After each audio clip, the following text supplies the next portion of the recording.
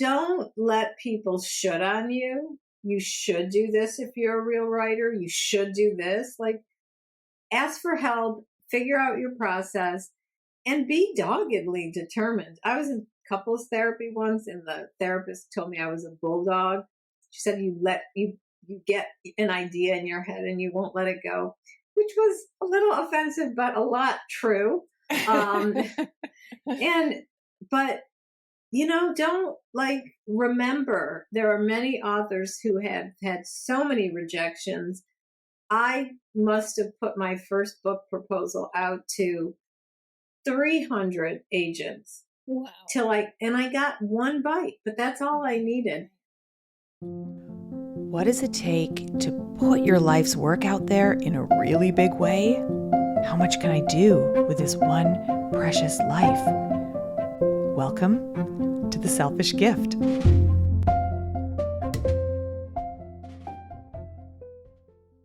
Welcome back to The Selfish Gift. This episode is for all the therapists, clinicians, and professors out there who hope to write a popular book for the general public about your field of expertise. How do you make the leap from clinic or classroom to the bestseller lists? And do you have to become a social media influencer in order to pull it off? How do you know if you have anything really new to say? And what if your peers criticize you? My guest today is here to tell us how she managed through all of that. Dr. Laurie Mintz is an author, a therapist, a professor, and a speaker whose life's work is helping people live more authentic, joyful, and sexually satisfying lives. As a tenured professor at the University of Florida, Laurie teaches the psychology of human sexuality to hundreds of undergrad students each year. She's the author of 2 popular books, both written with the aim of empowering women sexually: Becoming Clitorate, Why Orgasm Equality Matters and How to Get It, and A Tired Woman's Guide to Passionate Sex, Reclaim Your Desire and Reignite Your Relationship. Laurie also writes a popular blog on Psychology Today, and she maintains an active social media platform with over 50,000 followers on Instagram. And as if all this isn't enough to keep her busy, she still maintains a small private practice working with individuals and couples on general and sexual issues. Laurie, thank you so much for joining me today. I'm so excited to be here. Thank you for having me on your podcast. My pleasure.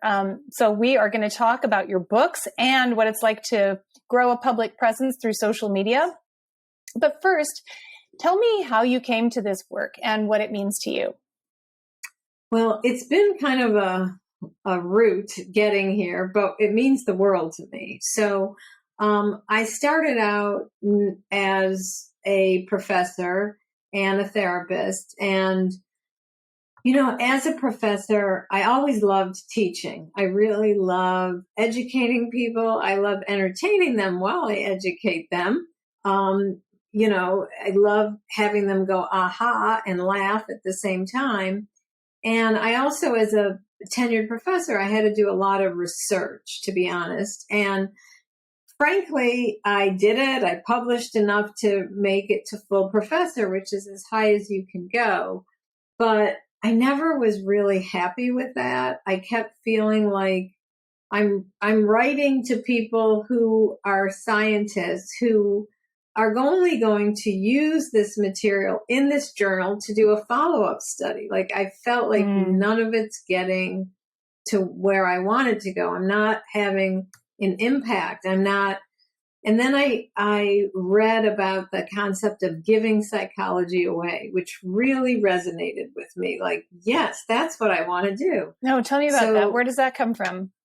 I wish I knew the person's name. It was from maybe 50 years ago. Someone wrote an article in one of our journals saying we really need to be giving psychology away. Like, we're doing it for people, but we're not doing enough. So that really resonated with me. And I started going down this journey of how do I do that? And long story short, I ended up, connecting with a woman in the journalism school saying, help me learn how to write, not for academics. And did that. And I started just trying to get interviews in magazines and writing here and there. And then when I got full professor, which is sort of as high as you can go, I had this serious existential crisis. Like, what do I want to do? And that's when I said, I really want to write a book. I love to write, and I've been successful at it, writing things I don't want to write, journal articles for other scientists. And that's when I did kind of a deep dive into how do you get a book published? I had no idea. And then I, did the deep dive like a good academic. I bought books and read articles online of how to do it, and wrote a proposal, and was lucky enough, put it out in the world, and was lucky enough to land an agent and a contract for my first book. And then I started writing and wrote that book. And long story short, then my scientist side clicked in, and I was like, oh, what if I put something out in the world that wasn't useful? So I ended up working with some grad students and running some randomized clinical trials, like finding out if people who read my books do change. And lo and behold, they do. And we published like some studies in journals. And then the opportunities started coming to teach this class, through which I got my next book idea. And I'll stop there. But what it means to me, it means the world to me. I feel like I've achieved a lifelong dream of writing a book, actually two. And the part that's the most meaningful is the readers. I get notes from readers saying how much my books have helped them, impacted them. And that means the world to me. So there's so much that I want to follow up on in that. And let's start with the impact part, giving psychology away. Tell me why this particular aspect of the human experience, sexuality, why is this so resonant for you? Why does it matter to you to help people with this part of their lives so much? Yeah, a couple of reasons. First of all, I was raised in an unusually sex positive household. My mother was very open. And so I never got that message that this isn't something we should talk about. And honestly, it surprised me when I went to high school and college, other people were thinking you shouldn't be talking about this, So, but then as a therapist, I know how important sexuality is to overall well-being. The correlation is really high. That if you have a good sex life, you're probably satisfied with your life. And if you don't, you're probably not as satisfied. Really? That's so interesting. Wow. Because I think of people going to, a sex therapist versus a therapist, but the idea that your sexuality has a bearing on your overall psychological health, really interesting. Huge. And that's for women as well as men. Yeah. And of all ages. There's a study that just come out with older adults. It's extremely predictive of life satisfaction. Wow. So I started asking my clients about, I just would ask them about, is there anything, therapy, I talk about therapy as a place to speak the unspeakable. It's the place where you should feel safe to talk about anything and everything that you wouldn't normally talk about. And so I always ask my clients about sex. And what I discovered is a good 9 times out of 10, Maggie, the answer would be, yes, there's an issue, but I wouldn't have brought it up if you hadn't. Oh. And so I ended up realizing how important this is. And therapists aren't trained about this. They're not. And so it's sort of just one thing spiraled into the other, my writing, my work with individuals, my teaching. And now I do a lot of training of therapists because I think we do a real disservice to our clients if we don't ask about their sexuality. Yeah, it makes me think back on my own journeys through therapy, which, it's been a long and winding road with many branches off to the side. I've been in and out of therapy for decades and had some really, really talented people that I've worked with. And I don't recall sexuality ever being really brought to the front and center by them. So there have been, phases when it was more of a conscious issue for me, but that's really interesting. So you're helping therapists to understand why they need to initiate this conversation. Yes, I do trainings like with other therapists now, because I feel it's so important that, this isn't, there shouldn't be any elephants in the living room or in the therapist room. And this is often one. Therapists are terrified to ask because they think they don't know how to respond. Wow. And, also there's so many layers to it. I've had male therapists in my training. Well, how do I ask a female client without seeming creepy? Great question. Frankly, I wonder about that. I'm sure there's a way, and I'm sure that you help them to know that way. Yeah, I hope so.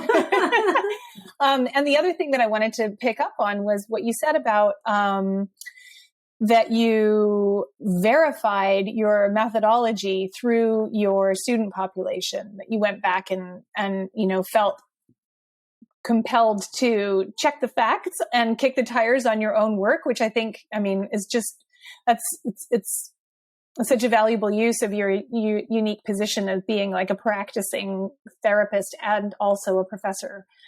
So can you tell me more about that? How did you activate that student body to help you verify your work? So I have grad students, because I don't anymore, but because I'm moving towards retirement. So I've stopped supervising grad students. But at the time, I had a lot of grad students, and there's a whole bunch of research ethics here that I don't need to get into the weeds, but suffice it to say, you can't run a study on your own work, your own intervention, because there's bias there, right? You want it to work. So I went to some students and I basically said, like, I want to run, I'll fund it. And I'll teach you how to do it. But I want to run an intervention study on my book. And you would need to, after I train you how to do intervention studies and statistics, like, you would need to run it and then analyze it. And then I can come in and help write and all that, after I'm not involved in the data collection.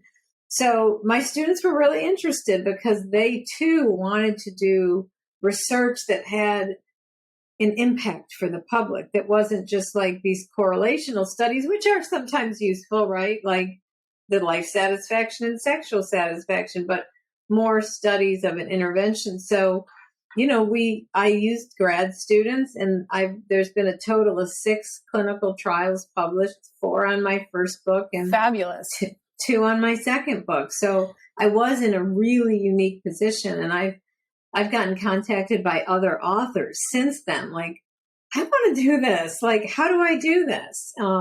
But of course, I had, like you said, unique positionality as a professor in a research university. So tell me more about the content of the studies themselves. We're going to talk a lot about your author's journey and your experience in writing and publishing the books. But let's talk for a minute about the content of what you were teaching that then became the subject matter of the clinical trials. The first book was A Tired Woman's Guide to Passionate Sex, correct?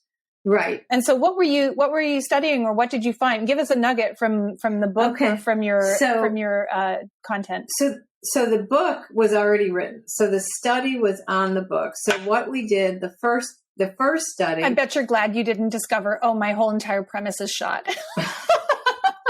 Oh, I was terrified. The day my students called me and they were like, we analyzed the data, I was like, too late to do a recall now. But tell me what you were claiming that those studies verified. So basically, we had a group of women in the first study who read the book and one who didn't read the book. They just waited. It's called a waitlist control group. So, and we give pre and post measures of all kinds of sexual functioning before reading the book, immediately after, and then 6 weeks after. And by comparing that, doing something to doing nothing, so what we found is women who read the book enhance their desire, arousal, satisfaction. I mean, it's written for desire, but they enhanced everything, orgasm, Amazing. Everything. So then the second study was like, well, maybe it's not my book. Maybe it's just reading a book.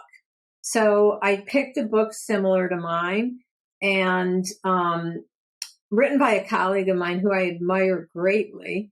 And we looked at my book versus her book versus a waitlist control group. Again, pre-post, 6 weeks after. Reading both books helped.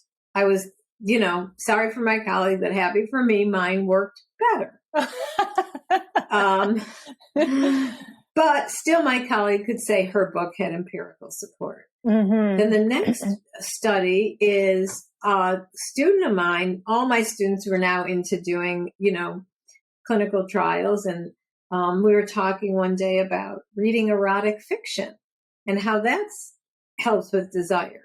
So we came up with this idea, and then she did it, my book versus reading erotic fiction before, again, the same time points. They both worked equally well. Oh. So that was cool. And then the final study, which I had most fun with, and it really took a village. It took a lot of students to run this study. I called it Skills versus Pills. And women were either assigned to read the book or to take a medication they were told was a drug under development that was proven so far to enhance sexual desire. Like a female Viagra. Mm-hmm. Okay. But it wasn't. It was a placebo. Oh, interesting. Okay. Now, placebos aren't nothing. They actually do change your mind body. But what we found, and I got so many emails during the study, and so did my students, because I was listed as a PI, what is going to happen to me after this study? I've never been so horny. Are you going to be able to make these pills accessible? So what happened is, while reading the book and taking the pills, desire, arousal, all that increased for both. Then they stopped taking the pills and boom, went way down, right to baseline, if not lower. And that stayed steady at 6 weeks. But those who read the book, it kept climbing. It got better and better. So, because they were using the skills. So those were the 4 studies on A Tired Woman's Guide. And then Becoming Clitorate, there was a study pre-post of orgasm, arousal, satisfaction, sexual assertiveness, body image, empowerment, all of those things improved pre-post, and followed. What was a surprising finding that I didn't expect is one of the biggest effects was sexual pain decreased. Oh, interesting. Which I didn't write the book for, but obviously the women in the study were having pain because they weren't allowing themselves time to become aroused, weren't using lubricant, etc. And then there's a chapter in Becoming Clitorate written for men called You Don't Have to Have a Clitoris to be Clitorate. And another student did a study with men who read just that chapter and found that men who read it became better sexual communicators, more well-versed in female pleasure, and let go of damaging myths around their sexuality. So super happy. Yay, result. So I know that obviously what you teach in both of these books can't be summed up in a simple, phrase, but if you had to pluck out just one insight or instruction or tip for women who are listening, who would, are tired and would like to have more passionate sex or become more clitorate, what would it be? What are we not understanding about our sexuality that can help us? Okay, I can pull out one from each book. Okay. From A Tired Woman's Guide to Passionate Sex, what I want women to know is that initial can't keep your hands off each other horniness, it doesn't last. It's not supposed to last. It's a biochemical event, but we miss it. It's a great feeling. We mourn for it and we think, oh, what's wrong with me? But it's actually normative for that to decline with age and length of relationship. And that if you don't have to wait to be horny to have sex, that you can have sex to get horny. It's something in the scientific literature called responsive desire. Spontaneous desire is I'm horny. Responsive desire is I'm open to the idea of sex. because I know if the conditions are right, those conditions being receiving consensual, pleasurable stimulation, taking the time to build arousal and being mindful, which all take a lot of work, that you can have the sex itself leads to the desire. So a lot of people stop having sex because they stop feeling horny. Don't do that. That's the big take home from that book. Interesting. And I think it's so important that, consent is a defining factor that needs to be present. Because I think when women are in long-term relationships, and this is true for whether they're in relationships with, whatever gender person that they're in a relationship with, there can start to be a feeling of like, oh, my partner wants it more than I do. And then there's just like, now I feel kind of pressured or, and so what can partners of women do to pave the way so that it isn't just about, I want it, you're supposed to do it, you'll catch up to me if we just start? Like, how do we kind of get our mind open to it to begin with, or create the right emotional sort of container for it? It starts with a conversation. And for partners of diminished desire women to know, this isn't about them. Don't take it personally. This is what happens. And we need to find together. We need to figure out our ideal frequency together. This is what I have couples do in therapy. We need to figure out when we're going to have a sexual encounter. Because for most people in long-term relationships, the end of the day does not work. You're exhausted. You just want to go to bed. Yep. And a partner's request feels like just another demand. So it really starts with a conversation and, discussion among the couple of how we're going to do this. And I work with my couples too, and I talk about it in the book. What is a good reason to cancel a scheduled sexual encounter, or what I call a tryst? Not being in the mood is not one. Oh, interesting. Because then you'd never have one, because most of us stop being in the mood. But you can get yourself in the mood by thinking like, this is for me. I might not start out horny, but I'm going to end up there, and it's going to be for me. But if you rush through it and you have this mindset, I'm just doing it to get it over with. Or to make someone else happy. Yeah. Right. So it starts with, and you're taking yourself out of the whole experience if you're just being performative about it. Exactly. Awesome. Wow. That is a really interesting insight right there. I don't want to say fake it till you make it, but no. It's not about faking it, but it's about just like, I don't know, priming the pump. Should we? Well, I mean, it's kind of a cheesy metaphor, but what about, I don't know if you go to the gym or you work out, right?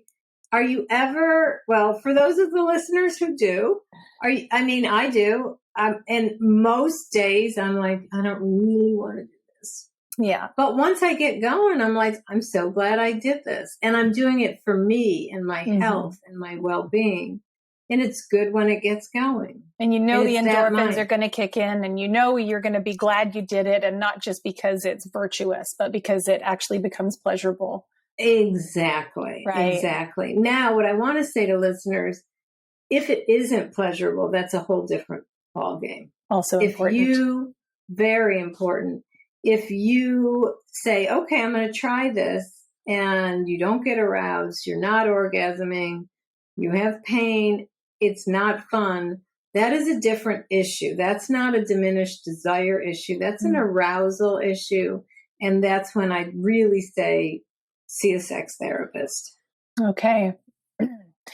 And you were just sharing about how gratifying it has felt to read messages from readers whose lives have been affected by your book. This is presumably what you went into it for, and what you hoped for in the beginning. Take me back to the moment where you kind of really started to take it seriously. You were saying that you did a deep dive, you did all this research and stuff, but I'm thinking more about your mindset and your thoughts and feelings that you had about like, oh, I'm going to become a public figure and a spokesperson for this cause and put myself out there. I would love to know what sorts of thoughts and feelings you had about your own place in the world or self-image, et cetera, all of that stuff as you were embarking on this journey. Yeah, I think that didn't really happen to my second book. My first book, it was just more like, I want to write a book. How do I do that? I'm going to put my mind to it.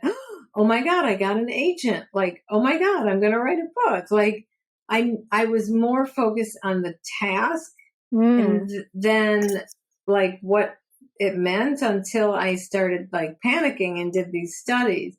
It was more with the second book that I like experienced the limelight, if you will, for better and for worse, because it was I mean, people called it radical. It got more attention. It, got reviewed in some for better and for worse, in different places. I got to do a TED Talk. And it was then that I was really like experienced both the joy and the terror of being in the public eye. And the joy was like two things. One, honestly, I felt like I was doing good. I was spreading information that people didn't have.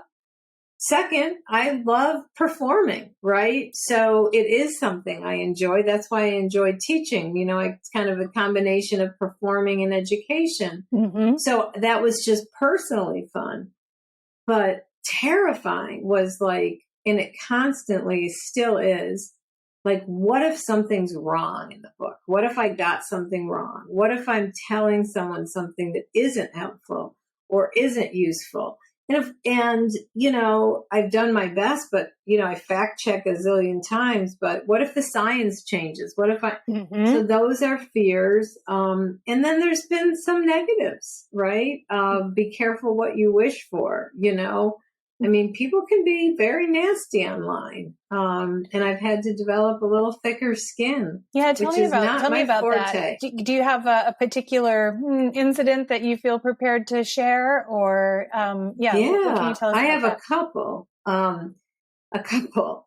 So right after Becoming Clitter was published, I, started my social media. And one of the first comments I got was somebody wrote like, women are being stoned to death and you're worried about orgasms. Like, really, like that was the message, but it was said much nastier. And I freaked out. I was like, maybe they're right. Maybe what I'm doing isn't useful. Like there's so many bigger injustices in the world than orgasm equality. And my dear friend, I talked to her, I was like crying, and she said, you know what, Laurie? First of all, women being stoned to death and orgasm equality are both related to the same root force, misogyny, fear of women's sexuality. And besides, pleasure isn't frivolous. Like This is important to people. So that made me feel better. Then there was like one that just made me almost laugh. Like, oh, you must be a slut if you're talking about your clit. That was like, Oh my gosh. Oh. You really need to read this book was sort of that thought. But the one that was I remember that was like hardest was I was doing an Instagram live for for a sex toy company. And it was a Q&A. And there was like this, what do you call him? A troll on there. And the troll was saying things like, you're ugly. You're washed up old granny. Look at all your wrinkles. I bet you haven't had sex in years. You just need a better dick, but you couldn't get a good dick because you're such an ugly old grandma. Like he went on and on and on. Wow. And I ignored it. And then at the end, I just said to everyone, look, I'm sure you've seen what's been happening.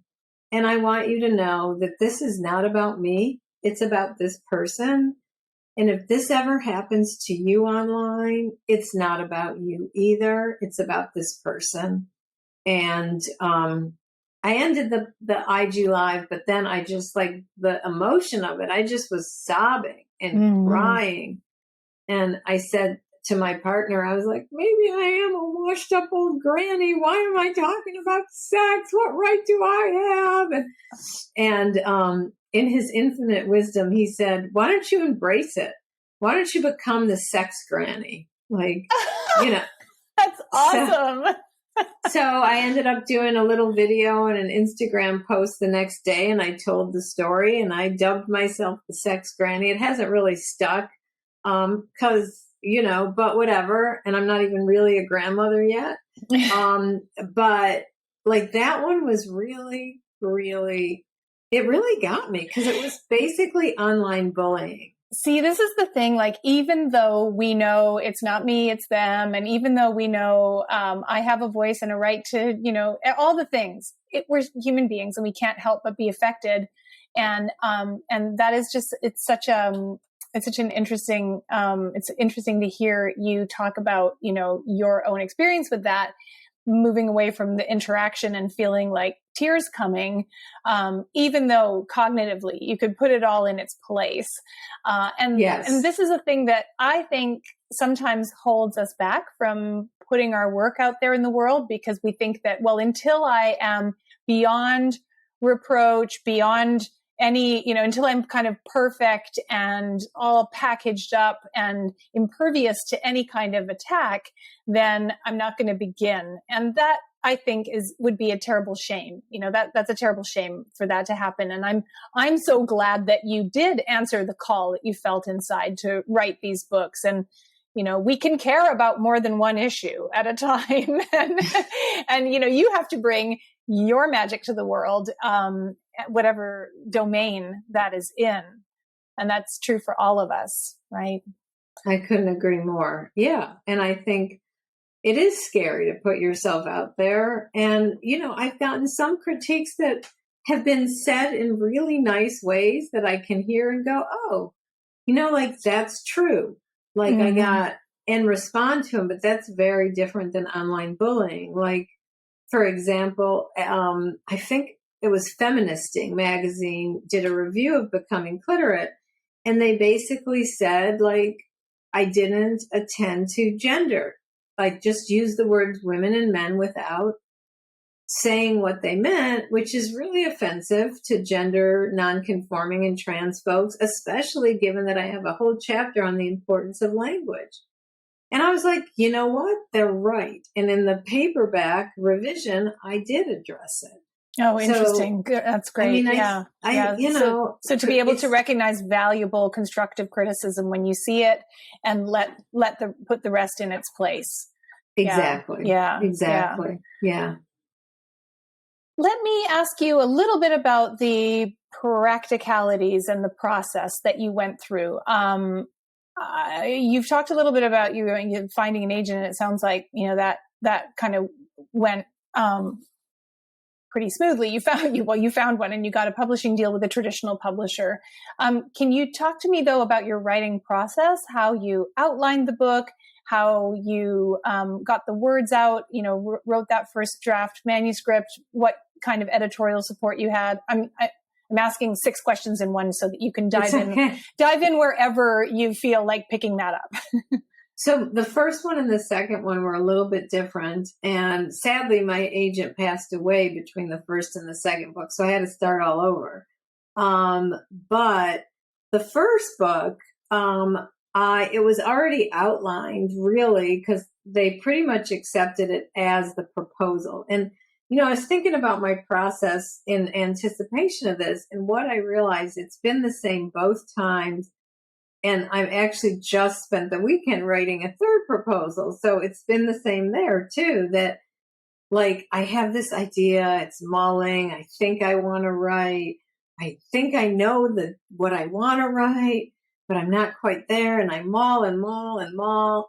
And then literally the first book, I woke up one morning and all that mulling had kind of come together. And I sat and I wrote down the table of contents. And to me, that's where I start. Like if I that's have remarkable, because that does not automatically happen for everyone.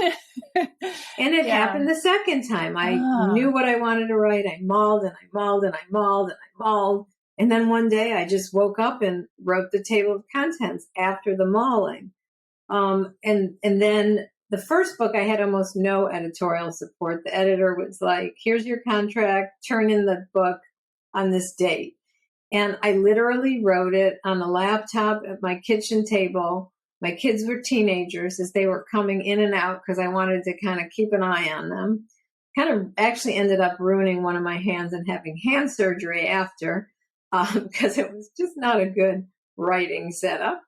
Plus I already had arthritis in my hand. It took it to a new level. But I just pretty much wrote every second I could sitting at the kitchen table. But that's remarkable that you were able to do that with hubbub and distraction around you. I know that some people have, kind of like a quiet sort of sanctuary that they go into to write, and they have to do it in the early mornings before everybody gets up. So it sounds like that wasn't your process. You just grabbed time where you could and you were able to use it. The first time, yes. But because I didn't have much of a choice. I had a full-time job, a part-time practice, and 2 teenagers at home. So it was sort of grab as grab can. They were out and about a lot. So, I just wrote when I could.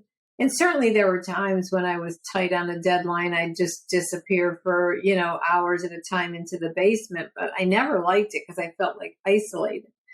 But the second one was very different. I had a lot more editorial support. I had a brilliant editor that I would send, chapters to, and we'd have conversations. And I think it's a much better written book because of my editor's amazingness. But that one I really needed. I was an empty nester. But I really felt like I needed blocks of time. Maybe it was I changed, and I had a very supportive department chairperson at the time. And I went to her and I said, I have this book contract on a tight deadline. Like, I don't think I can do everything. And she was like, I don't think you can either. Let me take away your teaching. And you'll owe me a course, but let's just get rid of your teaching. So I literally would see clients and supervise my students like on a day and a half, just back to back to back. And I just wrote from morning to night the other days. And my process there was, I literally said, I'm going to exercise. I'm going to write a few hours and exercise. I can't tell you how many days I didn't even get out of my chair, didn't get out of my pajamas. My husband would come home and there'd be dishes piled up and tears streaming down my face, So you were just binge writing. I totally binge wrote. Exactly. Well, how many hours are we talking? What could you pull, like a kind of a 6-hour stretch, like all day sort of a thing, or even? I think we're talking more. We're talking like get up at 5 a.m. My insomnia started then because I would wake up at 2 and go, if I get up now, I could write. Maybe 5 or 6, have a cup of coffee, clear out my email, start writing, and be at the computer still at 6 or 7 at night. Wow, Laurie. Okay, so how many weeks or months did it take you to write the book? I say weeks, just because that sounds like an insanely compressed time, schedule. But it was. How long did it take you? I'd say, don't forget there were 2 days that I did other things, but about 5.5, 6 months. But I was like obsessed. I couldn't think of anything else. And my husband said I was never as happy, except the days I started a new chapter. He'd say, I know you're going to say, I can't do this and be crying,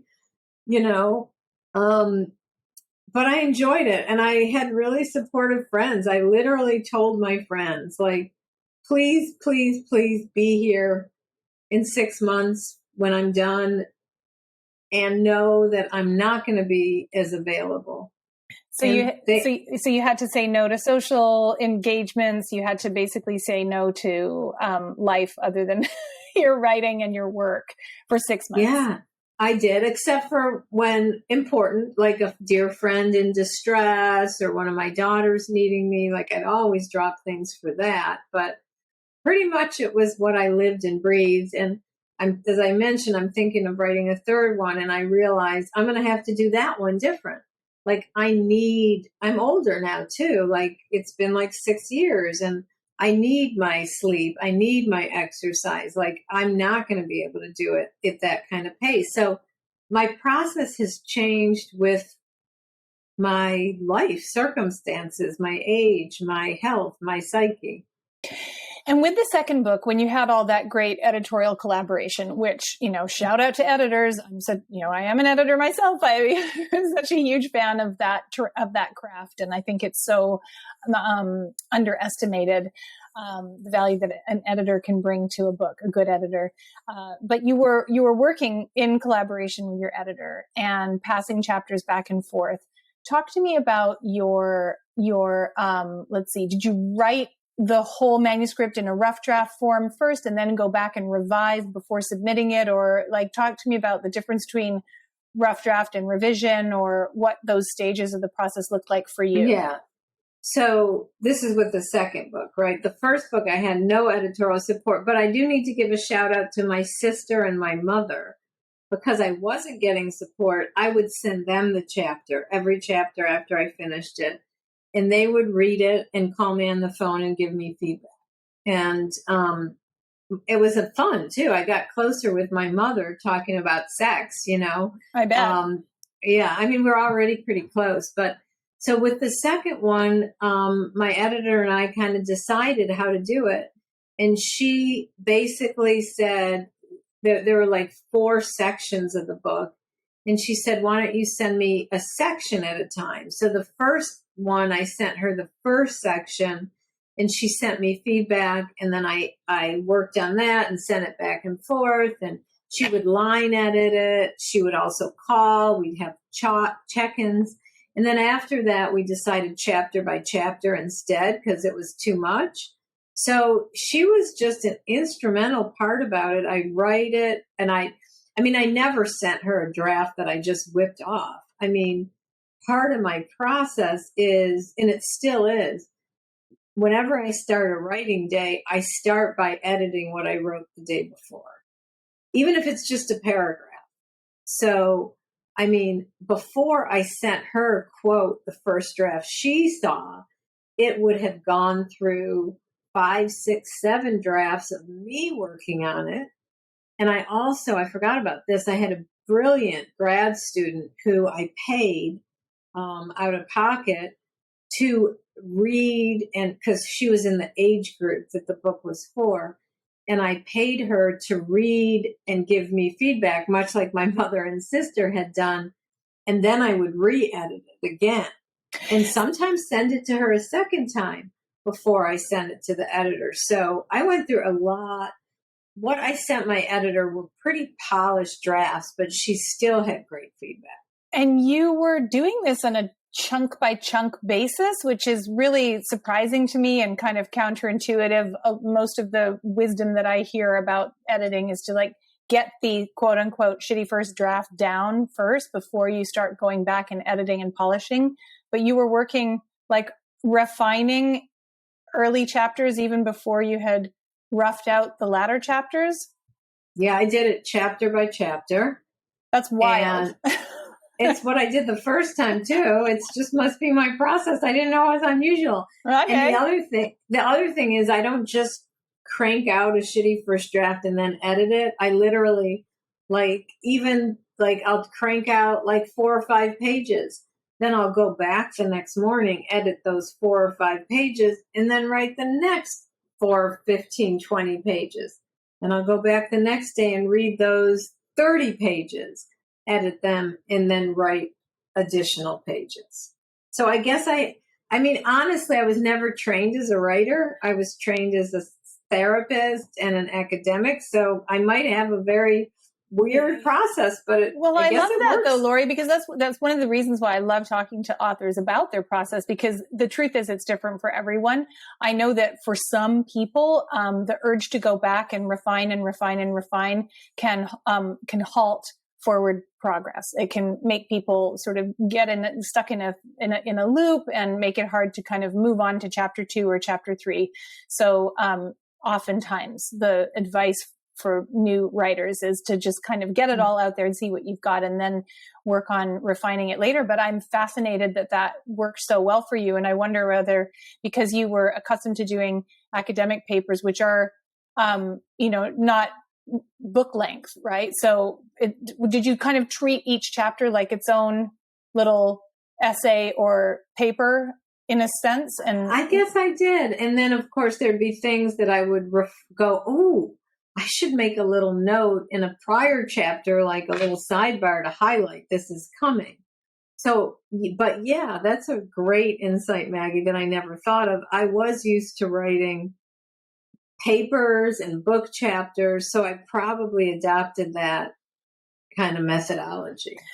I've also noticed, just working with not only book authors, but also journalists and magazine feature writers, that I think that people we all have a sort of like a kind of a set point in terms of the size of a piece of writing that we're most easy with. Some people can't write long, some people can't write short. And that I do believe it's within our best interest. It's in our best interest to stay within our comfort zone when it comes to, like, some folks cannot write shorter than, a 7,000 or 9,000 word chapter. And some people really struggle to get over 1,000. And I think that we should all be kind of playing to our strengths, and acknowledging and honoring the diversity of approaches there. I agree. Yeah. So I'm impressed by your ability to basically to know your own process and to honor it. Did you have a particular kind of like place where you like to write, or is it anywhere you can find space? Now the first book, it was at the kitchen table with the laptop. Right. Now it's at my office, in my home office, with my ergonomic chair and my huge monitor and my ergonomic keyboard. Right. And in fact, a dear friend of mine, actually the friend whose book I did the first randomized clinical, the second one with, she asked me, let's go on a writer's retreat together. I was like, I love you, but I need my chair, I need my monitor, I need my keyboard, I need my snacks in the kitchen. No, yeah. Not happening. Let's just go on vacation. That's what I said. You know what? Snacks in the kitchen are crucial. I'm glad you said that. For me, when I'm writing, I notice that if I have to take a break significant enough to kind of prepare a meal, that it will be hard for me to start up again, and that I may get distracted or diverted onto some other task. And so to set myself up, because I'm a binge writer too, I like to go and go and go for hours, but it only works if I've got food in the fridge that I can just grab and put in my mouth without too much preparation. Yes. And of course, I don't know about you, but part of my other process is when I'm stuck, I'm putting a lot of food in my mouth, not because I'm hungry. Well, that too. Herbal tea. Yeah. Herbal tea is my is the go-to when there's just too many chocolate-covered almonds finding their way into my mouth. I'll switch. Go, you're not hungry, just drink some tea. Yeah. But, mouth hungry. Yeah. Yeah. When you said that you, way back to the first book, you said like, well, I just, it was pretty much the publisher bought it on the strength of the proposal, and we just went from there. But how did you know how to write a book proposal? What kinds of advice or supports did you access in order to, because that's a very important document, right? So you can't just make it up or crank it out. Tell me about how you wrote those book proposals, and including the one that you just finished this weekend. Well, I didn't finish it. I just did the table of contents and the annotated table of contents, which I followed the same process, literally. Like, let me read what I wrote yesterday. Let me write a little more. But so I didn't know where to start. So I did an internet search. And I bought a couple of books, and I wish I'd still had it. When I moved, I think I got rid of it, but there was a book I read about how to write a book proposal. And that's what I read. And then I did some searches online, and I found that most had a pretty similar format with some differences. And then I made a cold call. I was living in Columbia, Missouri at the time, and there was a man in town who was a very prolific author. And I knew who he was. He didn't know who I was. And I made a cold email call to him. I think it must have been an email, introducing myself, what I wanted to write about. Would he be at all open to meeting with me and helping me? And, offered pay or whatever. And I told him my book idea. Right. He was an author, not an editor, right? No, an author, a published author. And he wrote back and he said, I get like many, many, many requests like this a week, and I always say no, but I like sex. You sound interesting. Let's meet for coffee. Oh boy. How did that go? It went great. It was this was set up to a kind of. It sounded like it, didn't it? Yeah, it sounded like it. And I showed it to my husband, and I was like, because we identify as monogamous, and I was like, no risk here, but I want to meet with this guy. So anyway, I met with him, and he was the most funny, lovely person. We've become dear friends. And he said, look, my books that I write are so different, but let me introduce you to another friend of mine who's just sold a book. I'll tell him you're great, and maybe he can help you. And plus, I'll introduce you to my agent, which didn't work out. But then he introduced me to this other friend who turned out was a friend of a friend of a friend. It was a small town, who gave me his proposal. And I used that in the books I read. And then they both were nice enough to read the proposal before I sent it out. And now, to be honest, I try to pay it forward as much as I can. I can't even tell you how many strangers have contacted me that I've sent my book proposal to, and a couple that I've read theirs for them. And was it did you strictly go on so I love that you basically studied the form and got some feedback from someone who'd been there, not necessarily a paid professional, but someone who had been in your shoes. And then just did the best you could with the table of contents, and it worked out. But did you also think about the landscape of existing titles and where your book fits into that? So how did you assess the uniqueness or novelty or worthiness of your ideas?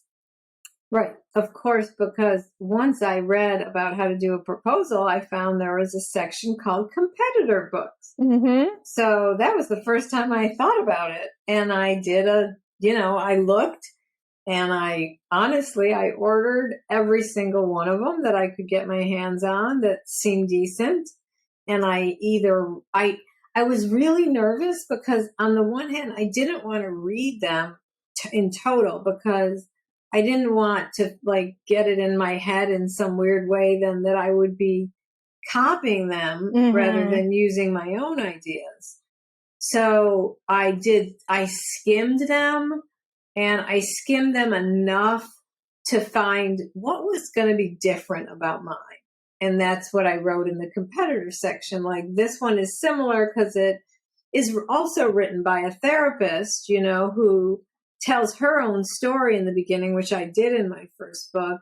But it's different because I'm including concepts such as blah, blah, blah that she doesn't. So I did that. And in fact, the one I talked to you about that I wrote this weekend, the first thing I did before I started writing is I got on Amazon, and I have a pile of 7 books right here that I'm in the process of skimming.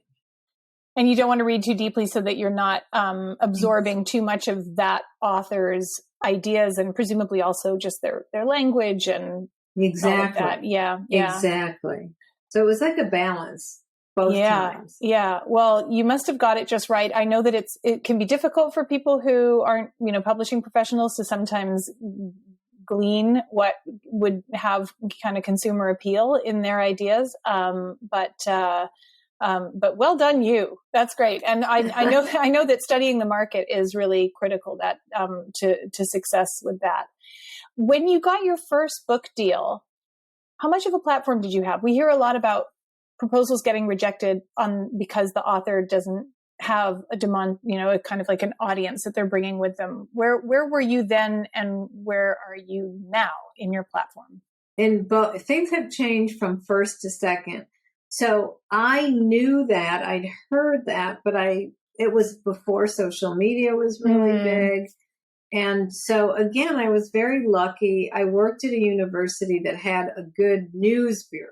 So they wanted to get people's names out there.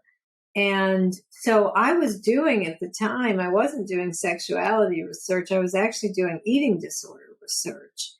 And which is also very interesting to the lay public. And there's things in there people should know from the research.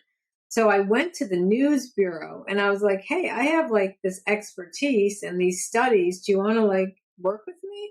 And they were like, yeah. So they put my name out there a lot. So the first book, I had a list of magazines I'd been interviewed in, but that was it. But that was in about 2008 or 7, somewhere in there, because the book came out in 2009. And my agent had trouble getting me a contract because I didn't have that much of a platform. What I didn't have was a TV clip. And the one publisher who ended up wanting it said they wanted a TV clip. I said, well, I don't have one. And they said, well, get us something that shows your presence. So I actually booked a studio and I got a friend, the friend she was a friend that was in town who had helped me learn how to write non-academically. She'd written a book and she's got a great presence. And I said, can you pretend you're interviewing me about sex? And we went to the studio and we filmed it and I sent it in. And that was I guess that was good enough because I got that contract. Amazing. Yeah. Now the second doesn't work that way anymore, does it? They want to see your follower count and your YouTube uploads and all that. Yeah. So the second one, I think I got it based on the success of the first one. I still didn't have social media. No, but your published book, your history of published books is part of your platform. Of course, it's a super important part of it. Yeah. Mm-hmm. But then that publisher said to me, you must be on social media. And they were right because I've sold most of my books through social media. Really? So, yeah. I don't know for sure, but my web designer can track where the traffic comes from, and it's mostly from Instagram. And so I literally, a couple months before the book came out, I started Instagram, Facebook, Twitter accounts. Just a couple months before the book. Okay, you're confounding all my expectations at this point, Laurie. Sorry. No, it's amazing. I love it. But, I've heard a lot of advice to say there are lots and lots of publishing coaches out there who will say, give yourself as much runway as you can. Don't expect to be able to suddenly build a platform in a hurry just a few months before your book comes out. So please tell me how you did that and how you felt about it. Did you sort of were you begrudgingly dragged to social media, or did you jump into it and embrace it right from the get-go? A little bit of both. I was I know this is what I need to do, but I don't know the first thing about what I'm doing. But, I had a great publisher and they gave me a lot of support and setting things up. And my agent also sent me a book about marketing that I read that talked about the importance of different social media and excuse me, also knowing where your audience was, and that mine would mostly be on Instagram. So I had a lot of stops and starts. First I tried to do it myself. Then I hired someone and I paid way too much money for this person to help me. Can I know in a ballpark what that was? I know it was too much. That's what I think. Okay, fine. I'm not going to pry. Way too much. Let's put it that way. Let's just say I spent a lot of my advance Okay. mistakes, a publicist that didn't work out, a social media person. And remember that brilliant student I told you who I paid to help edit the book? Yeah. She called me one day and she goes, your ideas are great. Your Instagram sucks. She goes, I don't know what you're doing. And I said, well, I'm paying someone. And she goes, want to pay me instead? I know a lot more about Instagram, I'm telling you, than this person. I said, sure. And we've been working together ever since. And, you know, even things that I would never think of, the aesthetics, like if you look at my Instagram, it's white one day, a video the next, and pink the other. Like, I'm like, I would have never thought of that, you know, and I've made a couple posts that have gone viral, the ones I didn't expect. Interesting. And I've also met, it's unbelievable, I have met a community of people on social media. I have like friends, colleagues that I've like other sex positive, I don't know if you want to call me an influencer or not, but other positive, other sex positive people with large followings. And we DM, we talk, we do IG lives together. We support each other. Like, I have met amazing people through it, that I consider friends and colleagues. I went to a conference a couple months ago. I presented at the American College of Obstetrics and Gynecology. And this person came up to me. I was like, oh my God, you're so-and-so from Instagram, you know, and we follow each other. And, you know, so it was, yeah, I think it's been, I mean, sure, there's days I'm like, oh my God, what am I going to post? And I'm sick of this. And also I have to say, the bigger the following, the more the negativity and sometimes the, ignorance, like people centering themselves and their experience above science. Like if I post like, you know, only 4 to 18% of women orgasm without clitoral stimulation. Someone posting, not me, I'm one of the lucky ones. If you just do it right. And it's like, no, because now you're going to make all my other followers feel bad. You know, don't do that. So I'll educate. But then sometimes I get just such nasty stuff. Like at this point, block. I don't need, I've come to realize this is my space that I'm creating. And if I want a positive, respectful space for all, then I have to enforce some rules and I have to block people who don't go by those rules. I love it. Wow. Well, that's just, it's so inspiring and impressive that you were able to take to it and grow it. And it sounds like you know, it's a social space for you now, where you're saying the community of other influencers in your category. Because that's really, really encouraging, Laurie, because I know that a lot of people who aren't, let's say, Gen Z or, you know, sort of social media natives and really kind of have a lot of resistance around getting on social media. It's the one thing that I hear from authors, let's say over the age of 30, new authors who are sort of like, oh yeah, but I don't really want to be on that all the time. And what you're saying is that it can be positive and that it doesn't have to run away from you. It can be something that you are engaging in a mindful way. Yeah. And figure out the platform that works for you. Like I have a friend, a colleague also who's written a book on sex. He is not doing very well on Instagram. And he's always like, how do you do so well on Instagram? But he's got millions of followers on TikTok. And I'm like, he's like, you need to get on TikTok. And I do. And my videos never go anywhere. And then they take the sound out because the words penis and vagina are in them and orgasm. And I'm like, okay, lots of people have said, Laurie, you got to be on TikTok. And you know what? It doesn't work for me. So the other advice is like, fine, like, sure, like you can't just pick and choose if it's not where your audience is, right? But if your audience is on both TikTok and Instagram and you feel more comfortable with one, like, go for it. That would be my advice. After spending about 7 or 8 months beating myself up about not being on TikTok, I finally concluded that. Very helpful. Laurie, final words that you would share with anyone who's, kind of thinking of embarking on this journey from academia or clinical practice into publishing. Yeah, I think it's different now than when I did it. And, people ask me for advice. And now I do sometimes tell people, start with, a social media presence. Start with, like, I have a colleague who just got a great contract, and I told her, get an Instagram and start putting some of your ideas out there.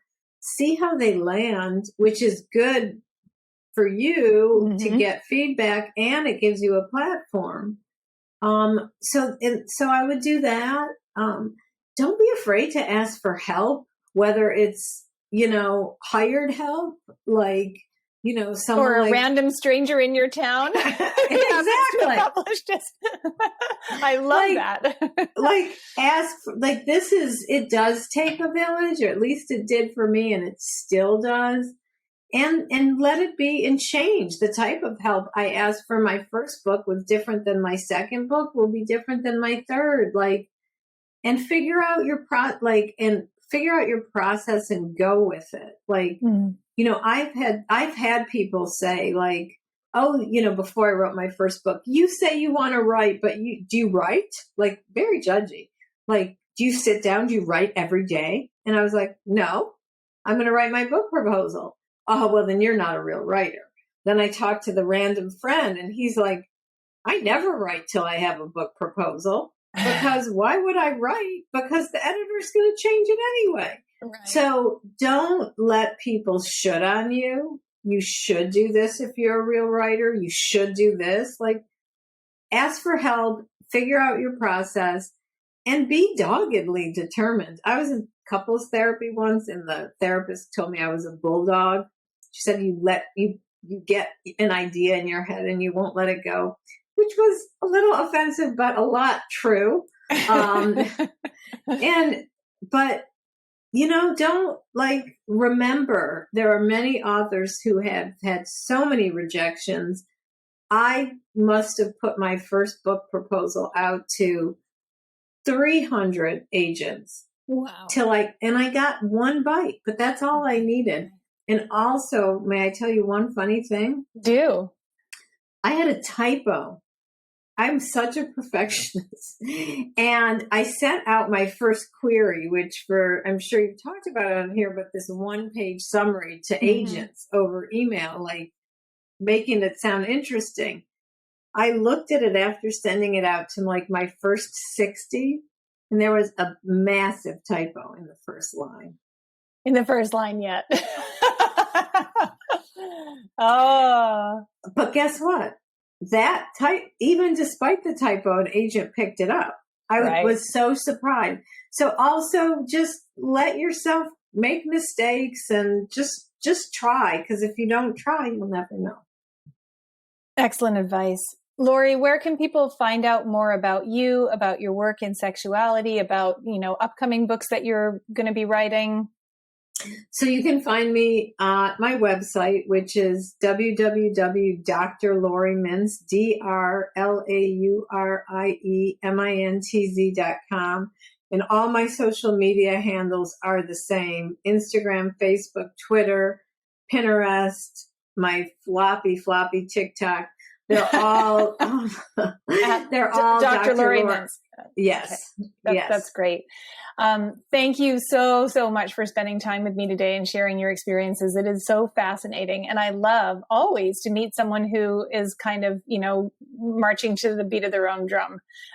So it just goes to show that we all really need to learn about, honor, and follow our own creative inclinations. Thank you so much for having me on. It's been just a delightful and fun conversation. Thanks, Laurie. I really hope this conversation has inspired you to give so much of your gift to the world that it expands you into your greatest possible version of yourself. Remember, it's not selfish just because we also benefit from it. And here's where I get to make a selfish request. New podcasts need all the help they can get. If you enjoyed this episode, please rate the show and subscribe to us on your favorite platform.